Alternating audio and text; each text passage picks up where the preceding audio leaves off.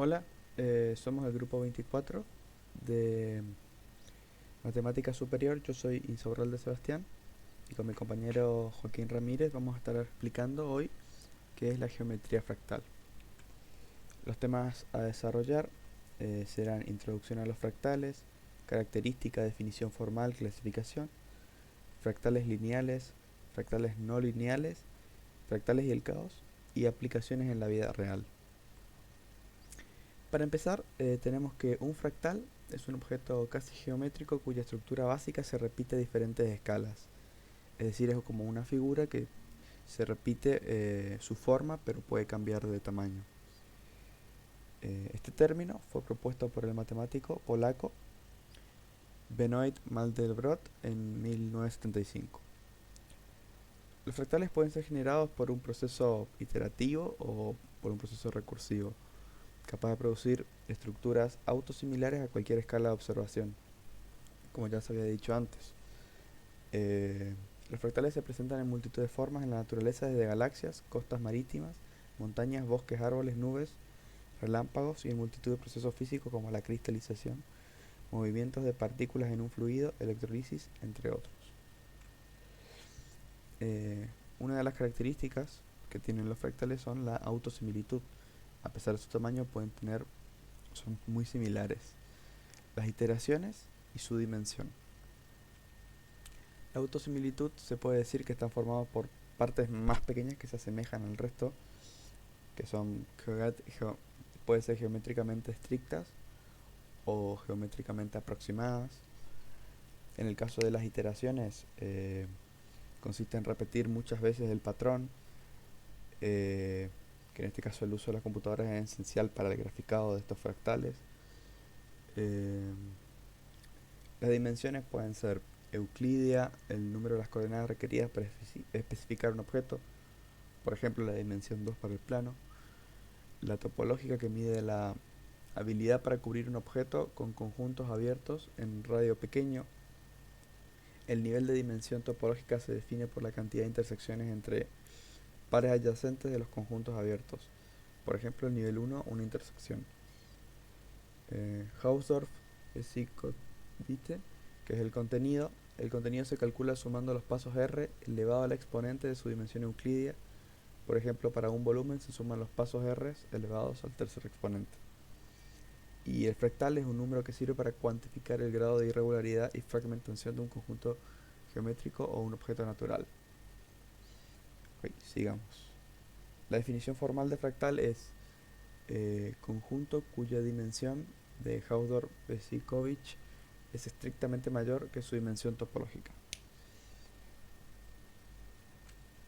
La clasificación se divide en fractales lineales y fractales no lineales.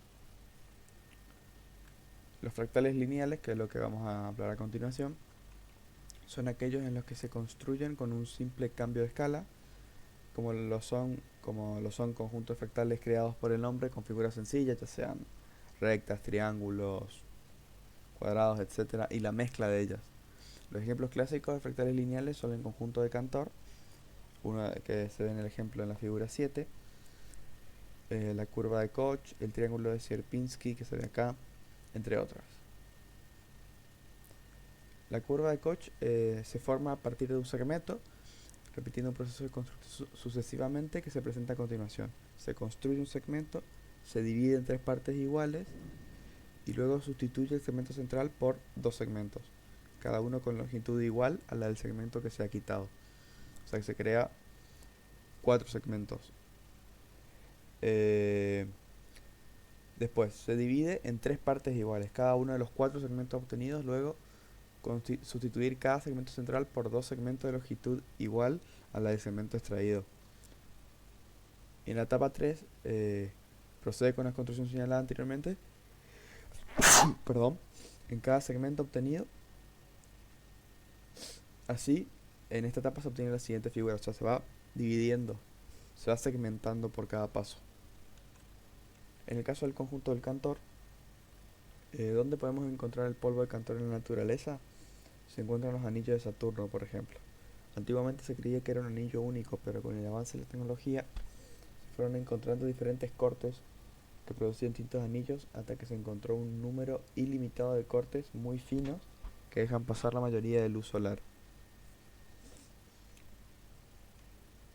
Y ahora vamos a empezar a hablar de los fractales no lineales, que son aquellos que están formados por números complejos. Debido a esto se le designa el término de coáticos, eh, que no son formas tan simples, sino que son formas más complejas. Estos fractales son generados por computadoras y creados por el nombre, como lo son el conjunto de Mandelbrot o el conjunto de Julia, entre otros. Este es el conjunto de Mandelbrot y este es el conjunto de Julia, que al ser muy complejos se designa el término de coáticos. En el caso de los conjuntos de Julia, una familia muy importante de conjuntos de Julia se obtiene a partir de funciones cuadráticas simples, como por ejemplo la función de z es igual a z al cuadrado más c, donde c es un número complejo. El conjunto de Julia se obtiene a partir de esta función que se denota jc'. Luego se elige un número complejo, cualquier z, y se va construyendo una sucesión de números de la siguiente manera. Z0 es igual a z, z1 es igual a la función de z0, que es igual a z0 al cuadrado más c. Z2 es igual a la función de z1, que es igual a z1 al cuadrado más c, y así sucesivamente.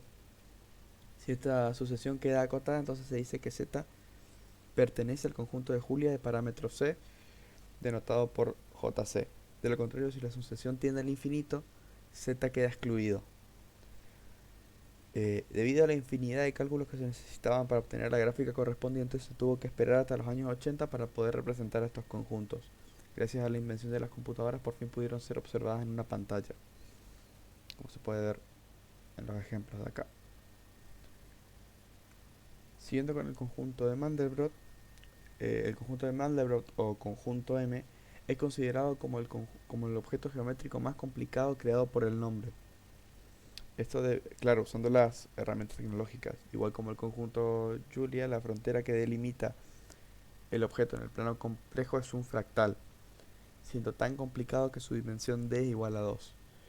Si tomamos una imagen de buena calidad del conjunto M, del conjunto de Mandelbrot, y la vamos ampliando, nos encontraremos que la figura inicial se vuelve a repetir en diferentes escalas, que no son claramente idénticas a la anterior o la que se encuentra cerca de ellas, pero sí son todas muy similares, muy semejantes entre sí.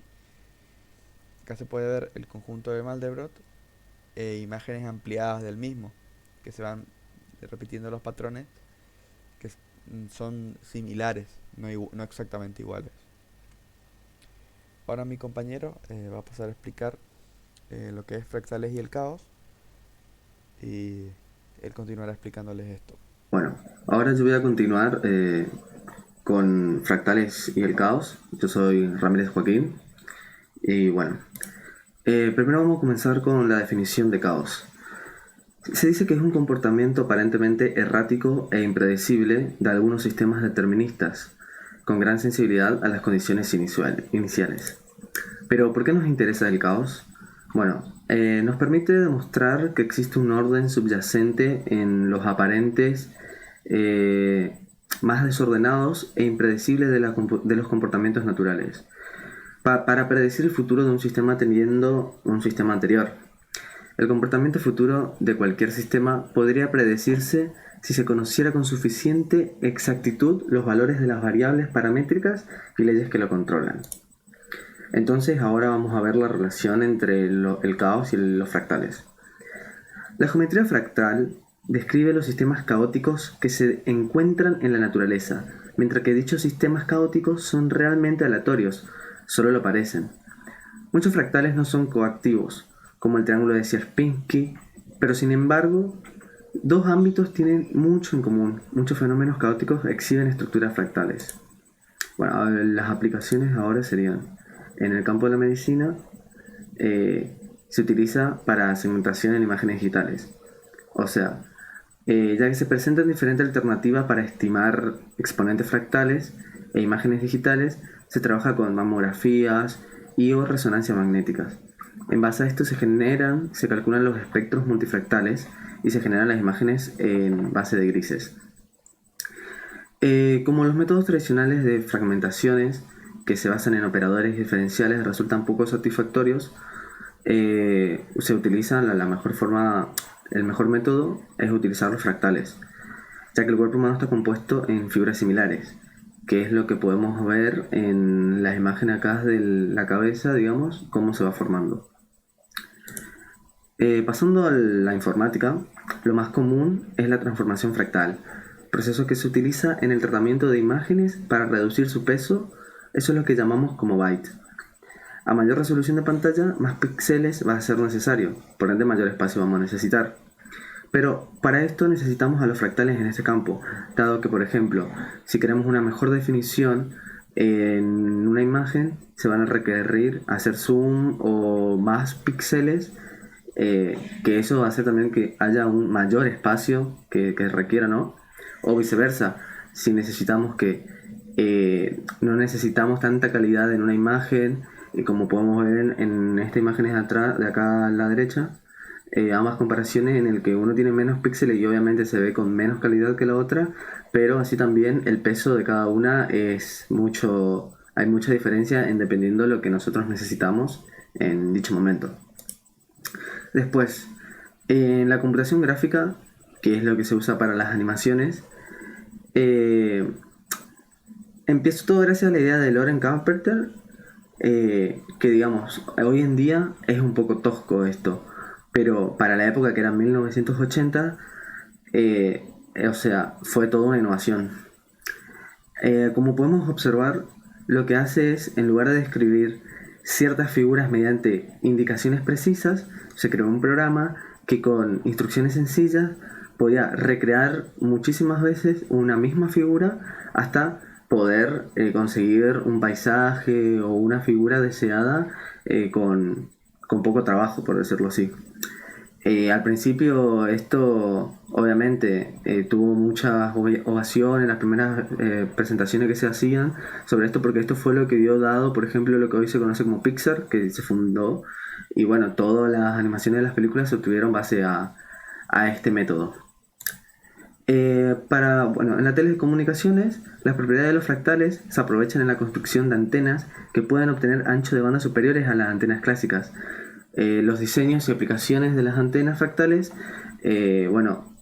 aumentan en el centro, digamos, el alcance que tienen a las tradicionales que siempre se utilizaban desde antes. Después, en la inteligencia artificial, que hoy en día cada vez va teniendo más auge, los fractales se derivan de la teoría del cerebro fractal. Toda la inteligencia artificial y la informática convergen en el funcionamiento del cerebro y la mente. La teoría del cerebro fractal y el nuevo tipo de inteligencia artificial asociada con ella es la expresión más completa de esta convergencia.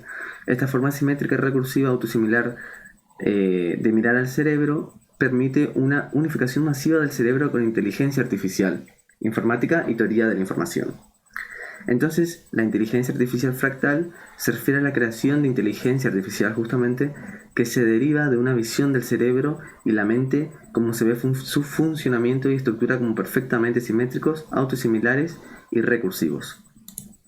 Bueno, y con esto damos fin a la presentación de lo que eran fractales, y con mi compañero Sebastián Insaurralde, que ya explicó la primera parte, esto fue todo el trabajo, digamos.